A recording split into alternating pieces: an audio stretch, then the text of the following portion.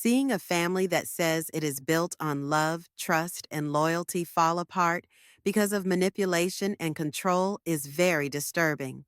We've seen it a lot on Sister Wives. Words that should be the foundation of a healthy family, like safety and loyalty, are twisted into ways to hurt people emotionally. Cody Brown is the head of this complicated and often unhealthy family. He acts like a loving father and husband while actually being the one in charge and demanding obedience. But behind this mask is a web of broken relationships, broken trust, and manipulation that has made his wives and kids feel abandoned, confused, and emotionally neglected.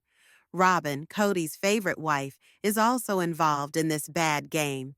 They make a place where looks are more important than real emotional connections, and controlling the story is more important than real closeness.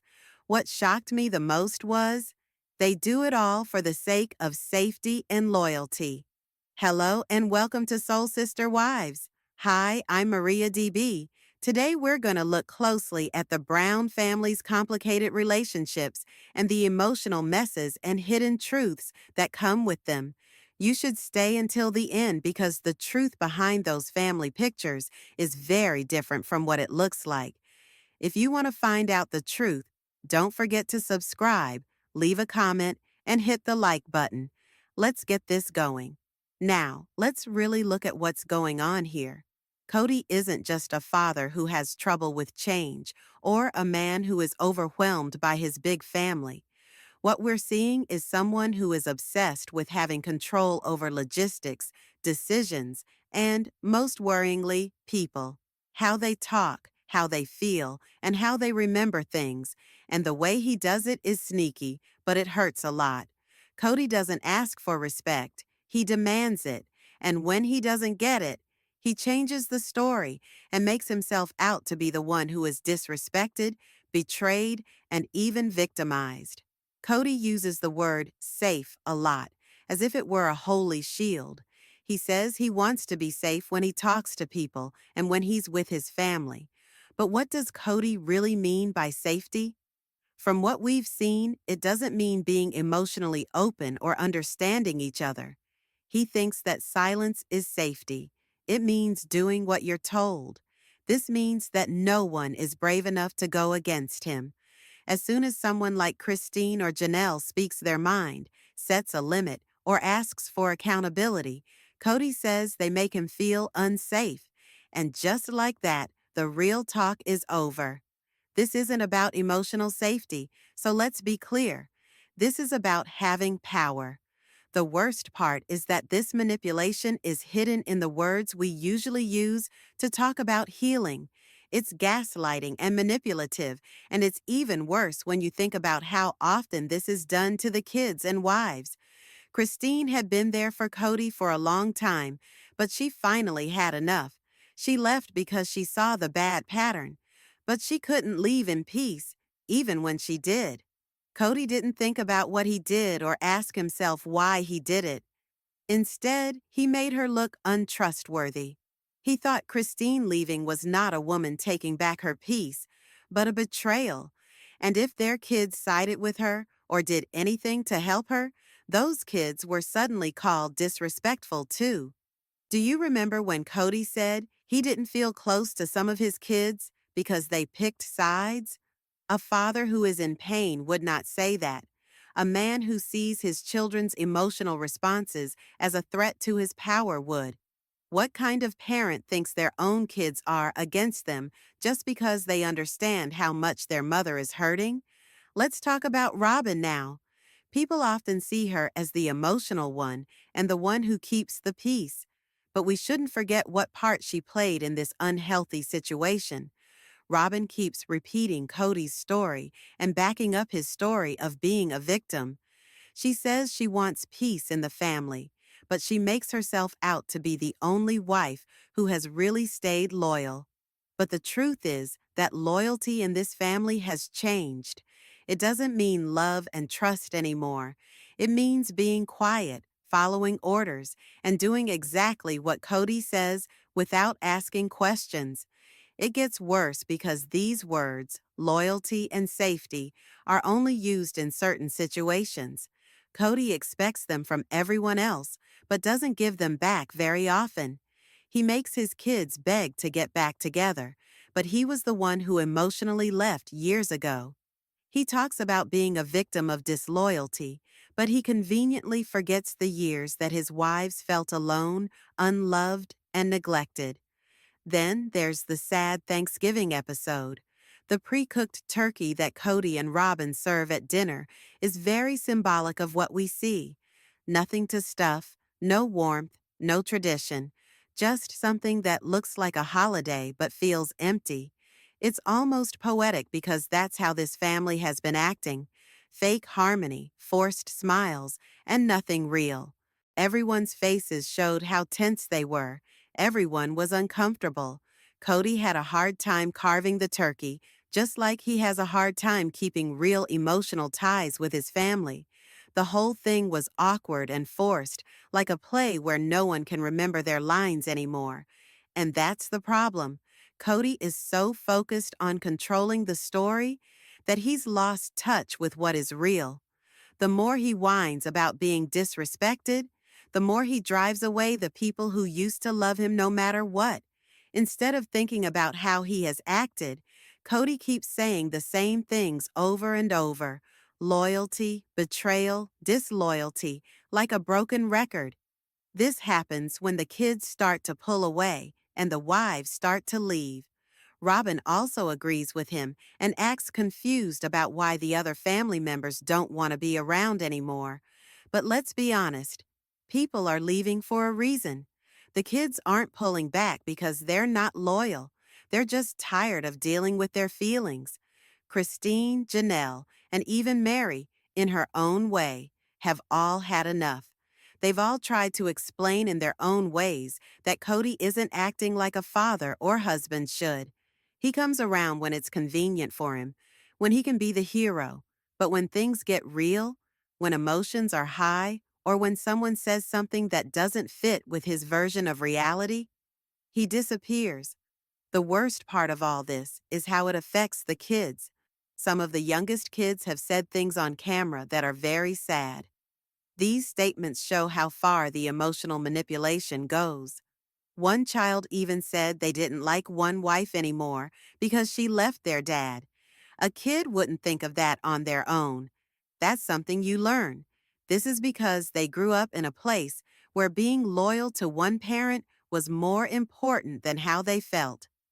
Cody and Robin say they want unity, but you can't build unity by making your kids feel bad or demanding respect without earning it.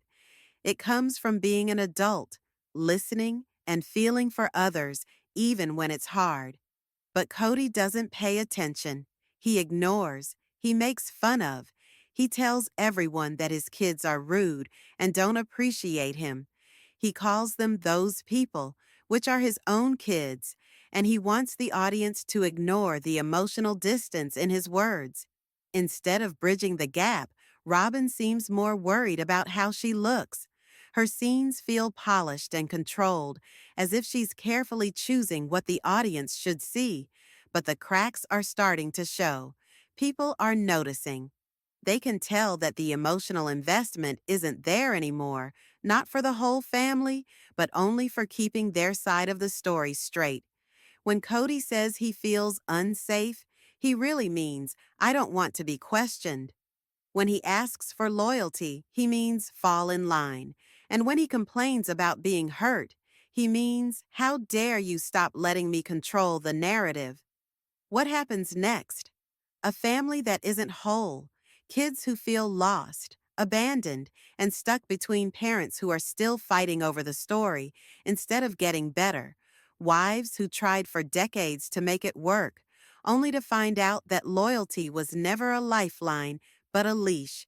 Stay with us because we're just starting to figure out what these toxic relationships have really done to the kids, especially after these emotional betrayals. If you've seen how the word safety is used like a weapon, please let me know in the comments. Do you feel the change in energy when someone speaks up? If you're still with me, Please like this video and subscribe so we can keep peeling back these layers together. This is when things get really hard to watch because the kids are the ones who are hurting the most. They didn't pick any of this. They didn't want their family to be on reality TV or to have to deal with their parents' emotional fights. But every season, these kids get pulled into adult problems, either directly, like when Cody pushes them away, or indirectly, like when he talks about them in a way that makes them feel bad. There was one moment that made me lose it. When Cody called some of his older kids those people, I was shocked. These people aren't new to you. These are his sons and daughters, people he helped bring into the world and who used to look up to him like a hero. But now that they've decided to think for themselves and not blindly support him during the fallout with Christine or Janelle, they are suddenly outsiders in his mind. What does that say? That love is conditional and you can only get it if you are loyal to him and not your mother. It's sad to see how much emotional work these kids have had to do. Gabe and Garrison, in particular, have been honest about their pain. We have seen them fight on camera about how their relationship with Cody is getting worse.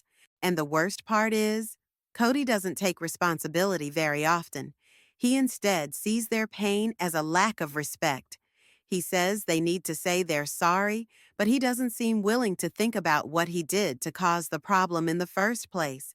Then there are the younger kids, some of whom don't really get what's going on.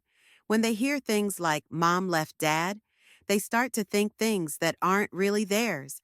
It's like parental alienation in slow motion, the kind that makes kids feel like they have to choose sides, even though they aren't ready or able to deal with the emotional weight of it all. All of this, the cold shoulders, the demands for loyalty, and the guilt trips, doesn't just go away. It stays with the kids. It will change the way they think about love, relationships, and trust for the rest of their lives. But we can't talk about the problems in this family without mentioning how Cody and Robin's relationship affects them. Let's be honest. What we're seeing isn't just two people in love. It's a partnership that feels more and more cut off from the rest of the family. It is like a fortress built on silence, favoritism, and loyalty. It looks like Robin gets the version of Cody that the other people never got to have. He stands up for her, is there for her kids, and puts in the time and effort. There's nothing wrong with a man loving his wife, but the difference is hard to miss. The fact that he pays so much attention to Robin's kids shows how far away he is from his other kids. People who watch have seen this. It's one of the most talked about parts of the show that Cody seems to have emotionally left his older kids behind while fully committing to Robin's family. It seems like he's changed what it means to be a father based on how close he is and how loyal he is. Robin often acts like she's stuck in the middle and wants the family to get back together. But what you do is more important than what you say. She doesn't often question how Cody acts. Instead, she backs up his story in public and private. Even in scenes where she is supposed to show concern or unity, she seems to be acting and filtered. The smiles seem fake. The things they say sound like they were practiced. It seems like they're trying to make the audience, and maybe even themselves, believe that this is normal. Robin and Cody's relationship seems to be the moral center of the family, as if their idea of love is the only right one. This makes things even more complicated. But the truth is that real love doesn't mean picking one person and ignoring everyone else. Real love doesn't punish kids for being honest or wives for leaving a bad situation. What we're seeing instead seems more like devotion that is really control. It's about power, image, and holding on to the last piece of a story that doesn't work for anyone anymore, except for the people who still want to be in charge. One thing that stands out about Cody's use of language is that he doesn't use it to connect or heal, but to control. People talk about loyalty, safety, and respect all the time, but if you really listen, they don't mean what they say. They've lost their true meaning and become weapons to silence and control people. For instance, safety. In a healthy family, safety should mean emotional comfort, a place where you can talk, cry, laugh, and make mistakes without worrying. But in Cody's world, don't question me seems to be the definition of safety. Any disagreement is seen as an attack. Setting limits or speaking your mind makes you unsafe all of a sudden. He uses this word to end conversations, not to start them. Next, there's loyalty, another word that has been changed so much that it is no longer recognizable. Love, trust, and respect for each other are what make a real relationship strong. But in this family, loyalty should only go one way. To Cody, he needs it. He says that it is a moral duty, but he doesn't often give the same thing back. The story was all about betrayal after Christine left. Cody never said in public what he did to end their relationship. Instead, he talked about betrayal and said that Christine was disrespecting the family by leaving a bad situation, as if she were committing treason instead of trying to stay alive. The same thing happened when the older kids said they were hurt or angry. They were called disloyal, as if their pain was an attack on him instead of a cry for love and attention. This is what keeps the family stuck, changing the way they talk.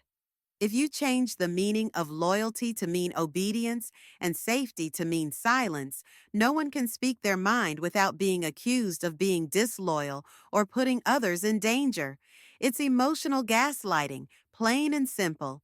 It's a way to keep control without ever having to take responsibility. What we're seeing isn't a man trying to keep his family together. It's a guy who will do anything to control the story, even if it means changing the meaning of love, respect, and family along the way. The kids are probably the most affected by all of this, which is the saddest part. They didn't want to be in this show. They didn't choose to be born into a family where love is conditional, and words like loyalty and safety are used against them. But here they are, right in the middle of their parents' mess, on national TV. Some of the scenes with the kids have been so hard to watch that I couldn't take it. For example, one of the youngest kids said right away that she didn't like Christine because she left Dad. That wasn't just a random thought. That was something they learned to do. You can tell that the stress in the house affected how she saw things. And when Christine softly told her, "You don't really know her well enough to say that," it said everything. The kids are taking in the difference. They are learning who is safe to love and who isn't from adult drama that they shouldn't be a part of. Then there was the well-known talk about purity. Cody talking to all the kids and telling them an awkward story about getting pregnant, even calling one of them a mistake. That moment shocked the audience. Who says that in front of kids? On film? Not only was it tone deaf, it was also very harmful. That kind of shame never goes away. It grows roots in a child's heart. That's not all. We've seen Cody act like he doesn't care about some of his older kids. He barely acknowledges them, doesn't show up for important events in their lives, and then blames them for the distance. When one child asked why he didn't come to their graduation, he didn't show any sympathy. Instead, he changed the subject.